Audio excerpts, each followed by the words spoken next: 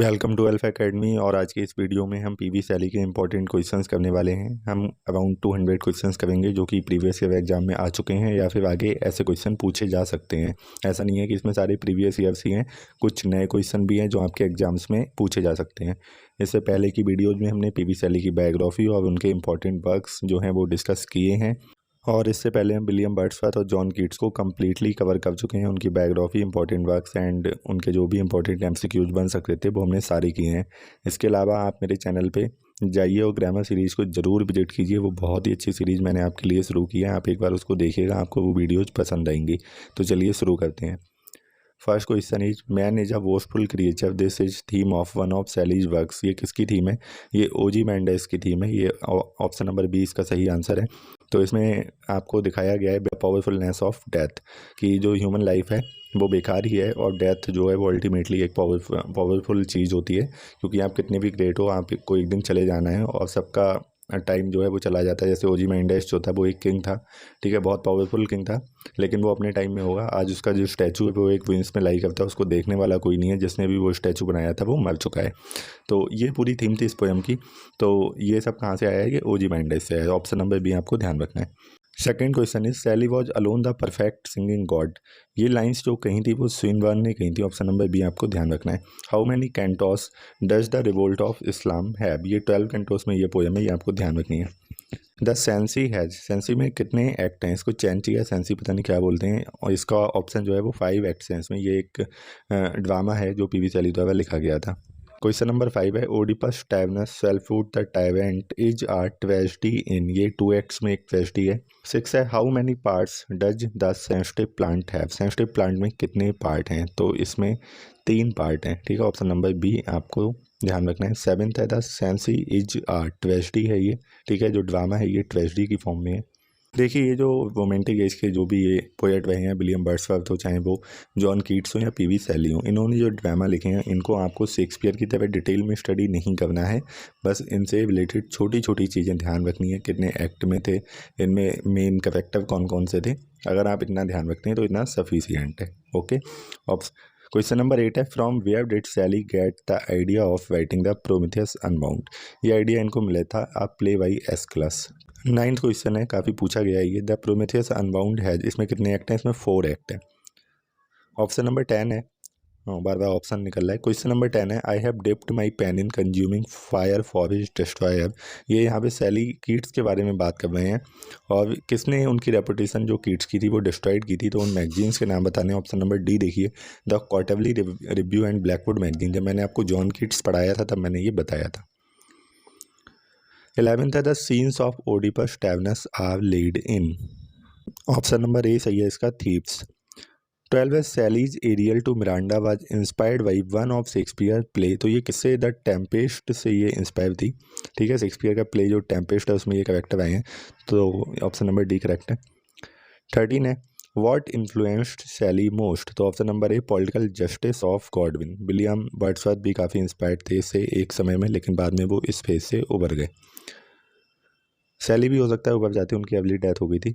Question number 14 सैलीज mask of anarchy क्या है? एक सटायर है, ये आपको ध्यान रखना। Option number 20 correct. 15 है which poem is autobiographical in nature.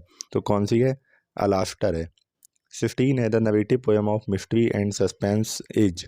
Option number A the witch of Atlas.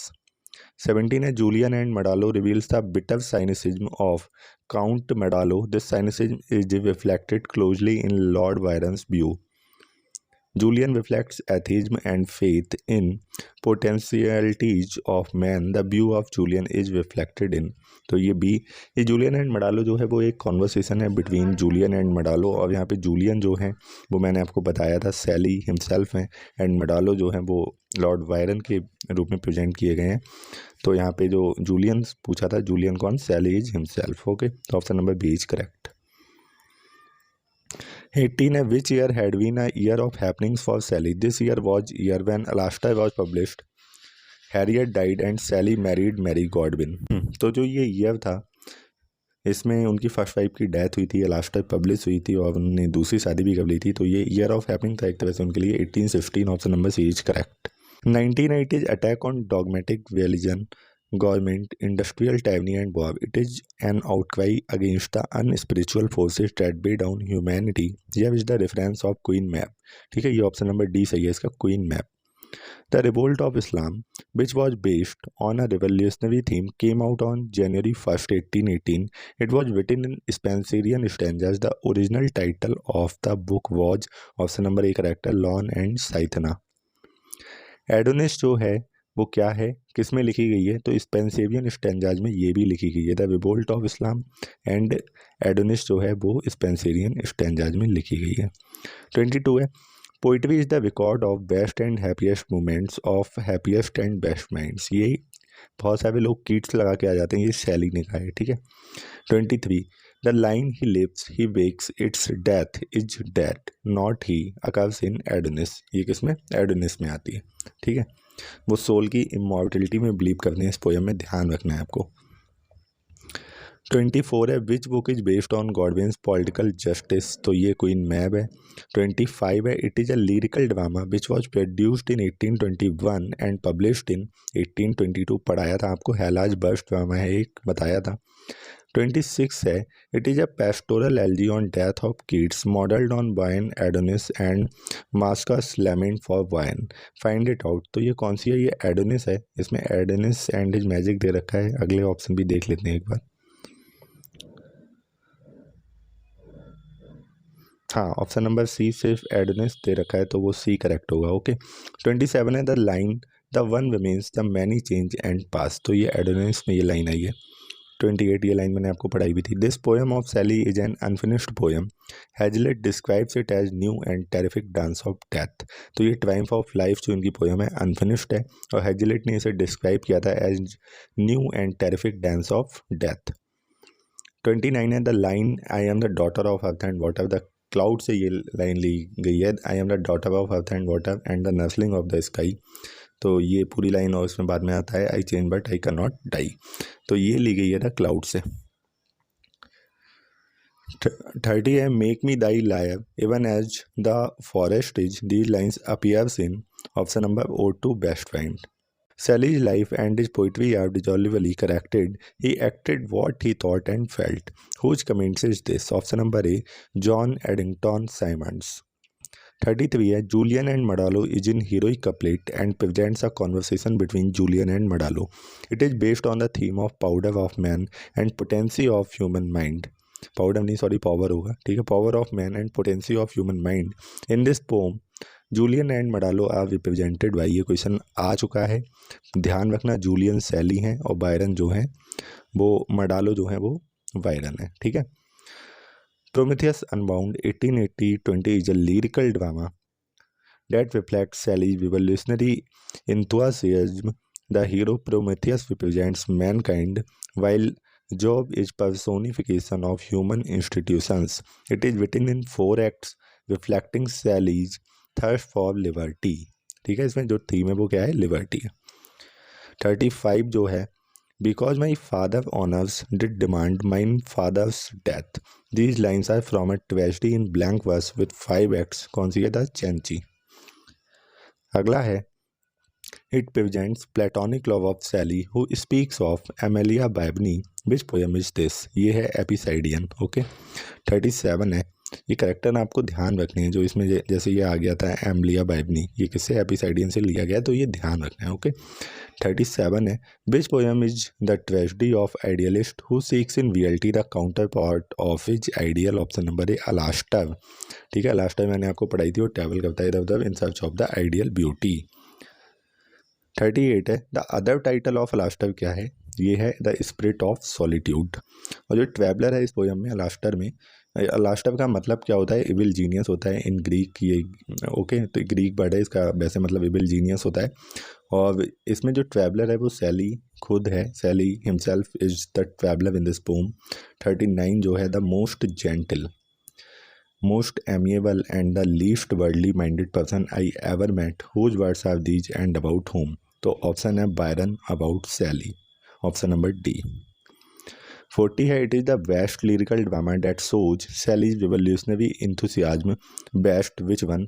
तो option number A, Prometheus Unbound. Epipsychidion celebrates platonic love. सैली ने अपनी ज़्यादातर पोयम में प्लेटोनिक और स्पिरिचुअल लव को ही सेलिब्रेट किया है, उन्होंने फिजिकल लव को रिजेक्ट किया है। Adonais is Thévenard over the death of the poet John Keats. Option number A is correct. Wordsworth found and Shelley lost himself in nature. Option number D ये comment है long का।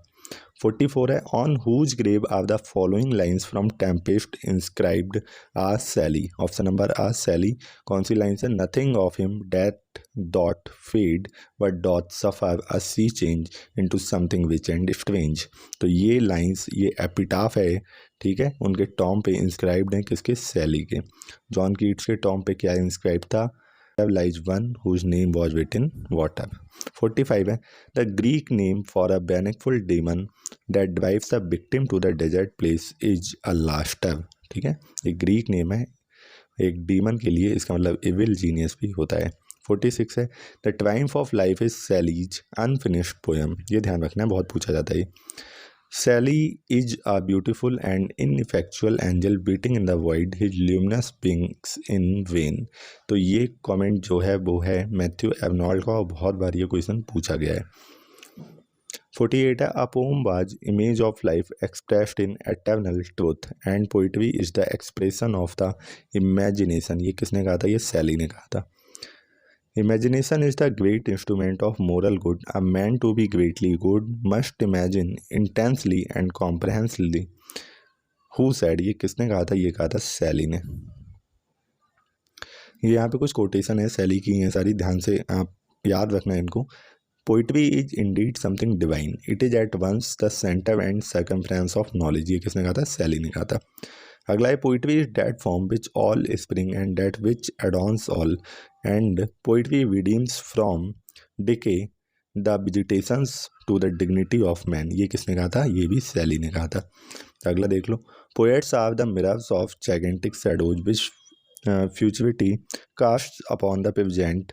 Poets are the unacknowledged legislature of the world. ये किसने कहा था? ये Shelley ने कहा था। ये बहुत ही इंपॉर्टेंट लाइन है, ध्यान रखनी है। अब कोटेशन खत्म, आगे देखो। Who considers defence of poetry as the profoundest essay in the English language. ये किसने कहा था? ये हार्वर्ड रीड ने इसको प्रोफाउंडेस्ट ऐसे कंसीडर किया था, किसको? डिफेंस ऑफ पोइट्री को। Shelley wrote a defence of poetry as a reply to the charge made against poetry by. तो ये डिफेंस ऑफ पोइट्री था थॉमस लव पीकॉक की द 4 वेजेज ऑफ पोइट्री के रिस्पॉन्स में लिखा गया था। ऑप्शन नंबर ए करेक्ट है। The poet is a semi barbarian in a civilised community. ये किसने कहा था? ये कहा था लव पीकॉक ने। Option number A. 46 है Shelley's the defence shows the influence of Plato and Sidney's apology.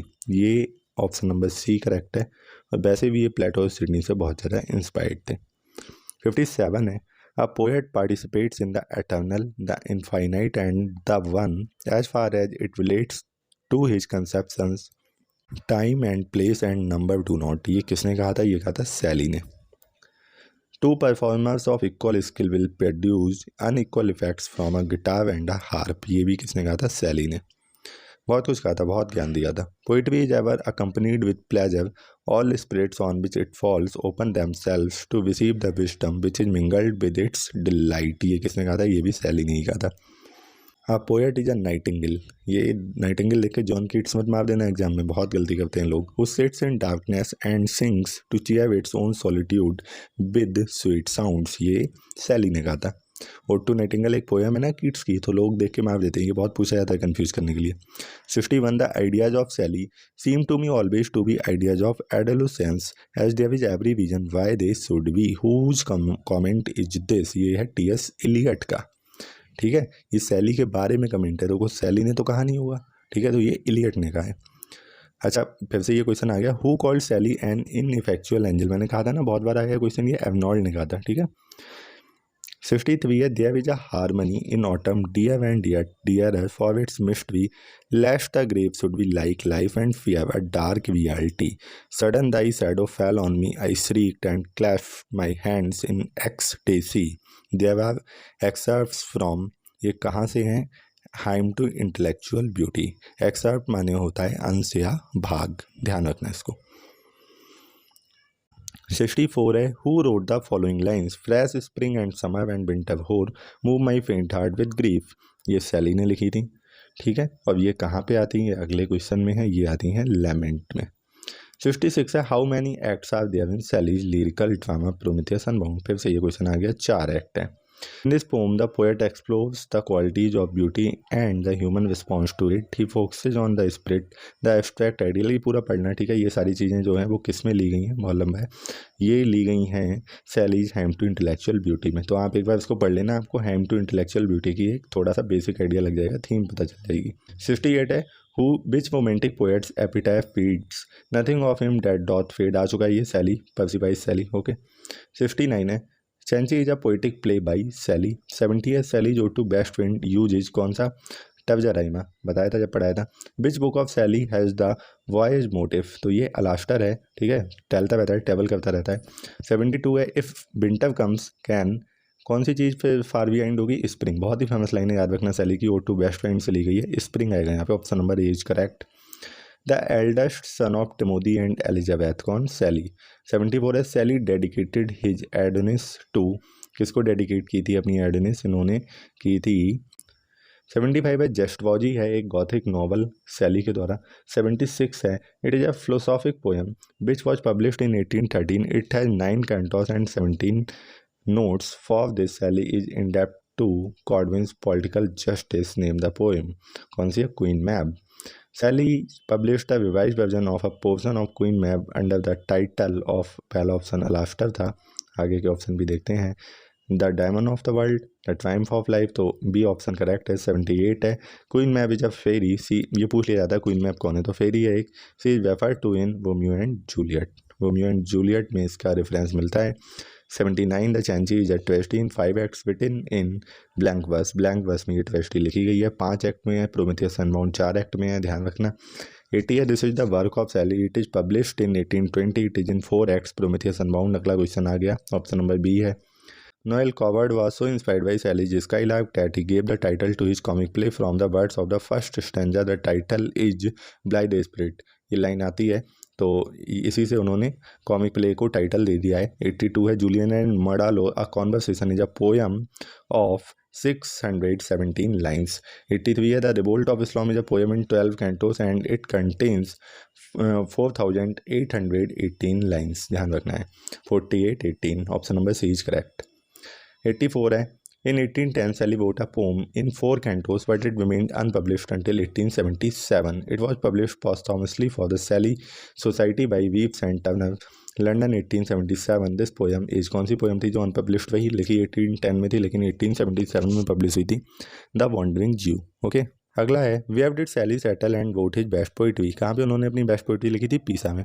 Sally was rusticated in 1811 along with his fellow Thomas Jefferson Hogg for writing. Thomas Jefferson और Shelley को निकाल दिया गया था Oxford से, क्योंकि इन्होंने एक पैम्पलेट लिखा था 1811 में, the necessity of atheism. Third है, Shelley wrote a pamphlet at Oxford the necessity of atheism by whom was he inspired, किसके द्वारा इंस्पायर्ड थे वो, ह्यूम के द्वारा। फोर्थ है, who wrote the necessity of atheism, तो ये सैली ने लिखा था। Shelley wrote Adonais a threnody pastoral elegy on the death of, option number A John Keats. Shelley Adonais is a pastoral elegy है, ये आपको ध्यान रखना है, पेस्टोरल, हालांकि ये पूरी तरह से पेस्टोवल नहीं है लेकिन तब ऐसे ऑप्शन पूछे हैं तो पेस्टोवल लगा देना है आपको। 7th है, Shelley wrote defence of poetry in response to Love Peacock's the 4 ages of poetry, पढ़ा चुके हैं।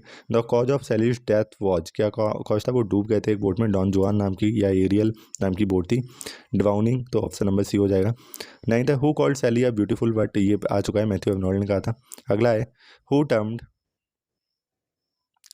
टर्म्ड सैली एज मेलोपोइक, ये आर्नोल्ड ने कहा था। 11th है, who remarked about Shelley he was alone the perfect singing, ये भी आ चुका है, ये किसने, स्विनबर्न ने कहा था, option number B is correct. Shelley said while referring to Adonis, I have dipped my pen in consuming fire for your destroyer। ये किसके लिए कहा था, ये the editors of the Blackwood magazine, okay, option number C is correct. Which of this poem by Shelley is written in blank verse, blank verse में इसमें से कौन सी पोएम लिखी गई, द चैंची। 5 एक्ट में एक ट्रेजेडी है, ड्रामा है, सैली के द्वारा लिखा गया है। Which one of the following plays is by Shelley, कौन सा इसमें से, द चैंची, ठीक है। वर्ड्सवर्थ होता है वो विलियम वर्ड्सवर्थ के द्वारा होता है, ध्यान रखना। 15 है, which of these was written by Shelley, a defence of poetry. अगला है, Prometheus unbound is a lyrical drama है ये। 17 है, Shelley dedicated his the revolt of Islam to, किसको डेडिकेट की थी, मैरी को, अपनी वाइफ को, ऑप्शन नंबर बी 18 है how many cantos have there been revolt of Islam, 12 cantos हैं, ध्यान रखना कितने 12 कैंटोस हैं, क्वीन मैप में 9 कैंटोस हैं, बहुत बार पूछे जाते हैं, कन्फ्यूजिंग है दोनों। शैली डेडिकेटेड हिज द चैंची टू, जो चैंची उनकी ट्रेस्टी थी वो किसको डेडिकेट की थी, ले हैंड को की थी, option number A is correct. अगला देखते हैं, how many parts are there in Shelley's the sensitive plant leaving conclusion, ये इसमें 3 पार्ट हैं। What is the sub title of Shelley's Alastor, तो the spirit of solitude, option number is correct. 22 from which source state Shelley get the idea of writing the Prometheus unbound, तो Aeschylus की myth जो थी वहाँ से idea मिला था लिखने का, ऑप्शन नंबर इज करेक्ट। 23 है how many acts are there in Shelley's lyrical drama Prometheus bound unbound, तो इसमें कितने एक्ट हैं, 4 एक्ट हैं। 24 है Shelley's Ariel to Miranda was inspired by Shakespeare का एक प्ले था टेम्पेस्ट, उससे इंस्पायर थी। अगला है the following lines have taken from, 25 है the following lines have taken from a winter comes can spring be far behind, ये ली गई है O2 वेस्ट वाइंड से। 26 है what is Shelley's O world O life O time, option number C lyric है ये एक। सैलीज मास्क ऑफ एनार्की क्या है, a satire. 28 which of the following is Shelley's autobiographical poem, ये है अलास्टव, अलास्टव जो है वो ऑटोबायोग्राफिकल है, इसमें सैली ट्रैवलर होते हैं, बहुत जगह जाते हैं। 29 the following lines has been taken from to me that cup of life has been dealt in another measure, तो ये मेरे ख्याल से जो लाइन ली गई थी वो ली गई थी स्टेंजाज बिटवीन इन डिजेक्शन या Naples, option number D is correct. 30 है what is the subtitle of Oedipus Tyrannus, option number A Swellfoot the tyrant, ये ध्यान रखना बहुत बार पूछा गया है। 31 the title of Shelley's incomplete drama allegory is, option number A the triumph of life. 32 है व्हाट इन्फ्लुएंस्ड सैली मोस्ट, तो गॉडविन की political justice, option number is correct. The original title of the revolt of Islam was. 34 है the line I am the daughter of earth and water and the nursling of the sky, ये ली गई है the cloud से। 35 है the following lines are taken from life may change but it may fly not, hope may vanish but can die not, ये option number A Hellas the burst drama जो था वहाँ से ये लाइन्स हैं। 36 है who says poetry is the record of best and happiest moments of the happiest and best minds, option number B P B Shelley से। 37 है the epigraph to the poem Alastor is taken from Saint Augustine's की confessions से। 39 है Shelley's quote the following lines in his poem Alastor from it is about too deep for tears, option number A ode intimation of immortality. 41 है the character of Maddalo's baby daughter in Julian and Maddalo, तो यहाँ पे बताया था मैंने Byron की daughter जो थी वो Allegra, option number D is correct, और जूलियन सैली थे और मडालो बायरन थे। 42 which of his work Shelley described as totally different from anything you might conjecture that I should write of a more popular kind written for the multitude, option number C the Cenci. 43 है which of Shelley's poem was composed in 3 days at the baths of San Giuliano near पीसा Italy from 14 to 16 August 1820, तो the witch of Atlas, option number D is correct. 44 है which work of Shelley is referred in the following words of Mary Shelley a brilliant congregation of ideas such as his senses gathered and his fancy colored during his rambles in the sunny land he so much loved, ये है the witch of Atlas से। Which work of Sally's work contain utopian themes that first appeared in Queen Mab 1813, option number D the Bitch of Atlas। 46 है which work of Sally is inspired by the classical Promethea, a trilogy of plays attributed to Aeschylus, option number A Prometheus Unbound। 47 है which work of Sally has been called among the sacred books of the world by William Butler Yeats and W.V. Yeats के द्वारा कौन सा जो सैली का work है उसको among the sacred books of world कहा गया, option number C Prometheus Unbound। 48 है which work of Sally bears the subtitle Verses Adverse to the Noble and Unfortunate Lady Amelia Fifth, now imprisoned in the convent of, option number A Epipsychidion, ठीक है ये correct है, एक बार पहले भी ये question आ चुका है। Sally informed his publisher Charles Oliver that he wanted it to be circulated only to the sonnetii, the initiated, the cognoscenti, the enlightened, the esoteric few। The work was, कौन सा वर्क था, एपिसाइडियन।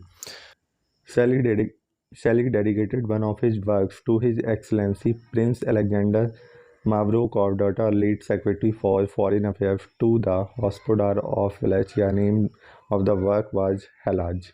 51 है the following lines from a part of Sally's The world is weary of the past, oh might it die or rest at last, तो ये हेलाज से ये line ली गई है, वर्स्ट ड्रामा था इनका। Sally regarded one of his works as the least imperfect in a June 5, 1821 letter to John and Maria Gisborne. Sally wrote about the work, it is a highly wrought piece of art, perhaps better in point of composition than anything I have written। The work was, कौन सा work था, Adonais, बहुत ही बढ़िया इनकी ये LG थी Spencer stanza में। Sally mentions the following figures Rousseau, Francis Bacon, Plato and Napoleon Bonaparte in his work, तो ये 4 ऑप्शन है इसमें, ट्रायम्फ ऑफ लाइफ सही है, इसमें मेंशन किए ये चारों नाम, option number A is correct. While composing this poem, Sally had the P.W. massacre of August 1890 in mind. कौन सी poem को compose करती है? Ode to West Point. In which work Sally mentions Ariel, Miranda, Prospero, and Ferdinand, the famous characters of Shakespeare play The Tempest. कौन सा? To a lady with a guitar. Option number A is correct. अगला है which of these poems bears a preface by Leigh Hunt. Option number A the mask of anarchy. 57 है which work of Shelley carries an epigraph on the cover of the first edition from the revolt of Islam hope is strong justice and truth their winged child have found. Option number A the mask of anarchy. The mask of anarchy of the mask of anarchy is a British political poem based on Peterloo massacre. तो ये ध्यान रखना option number ए. ठीक है, PW मास्कार पे ये pome based थी. 59 है in 1941 a comic play Bloody Spirit by Noel Coward takes its title from the opening line of Sally's poem Hail to the Bloody Spirit but thou never wed. The lines is from To a Skylark. ये line अभी ये question आया था, ये line to uh skylark से ली गई है और नॉल कॉवर्ड ने अपना जो कॉमिक प्ले था उसका टाइटल इन लाइन से उठाया है. In which poem of Sally do the following lines occurs? Oh, lift me as a wave, a leaf, a cloud, I fall upon the thorns of life, I bleed. तो ये option number A Ode to the West Wind. अगला है 51. Who preached in his poetry the human perceptibility, the emancipation of spirit? Option number D P.V. Shelley. 52 है the following lines inscribed on Sally's tomb. ये मैंने बता चुका हूँ, skip करता हूँ इस क्वेश्चन को.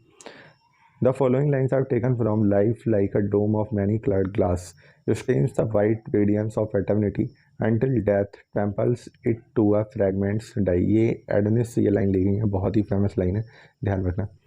64. Who composed these famous lines of sweetest songs are those that tell of saddest thought. ये भी सैली ने कहा था, ये भी बहुत ही फेमस लाइन है. अगली लाइन जो आ रही है वो भी बहुत ही इंपॉर्टेंट है. Most West men are cradled into poetry by wrong. They learn in suffering what they teach in song. तो ये जो है जूलियन एंड मडालो से ये लाइन है वो बहुत ही ज़्यादा पूछी गई है. These lines are taken from Nothing Beside Remains Found, the decay of the colossal wreck, boundless and where the lone and level sands stretch far away. ओजी माइंडाइस से ये लाइन है, आपको समझ आ जाएगा पढ़ के. In which work do we find the caricatures of Coleridge, Byron and Shelley? तो ये थॉमस लव पीकॉक्स नाइटमेयर वैबे. और 58 है in which poem P.V. Shelley made an attack on the reactionary government of English Prime Minister Castlereagh. Option number A the mask of anarchy, इसमें ये attack किया था. 69. A poet is a nightingale who sits in darkness and sings to cheer its own solitude. Option number B ये P.V. Shelley की line है.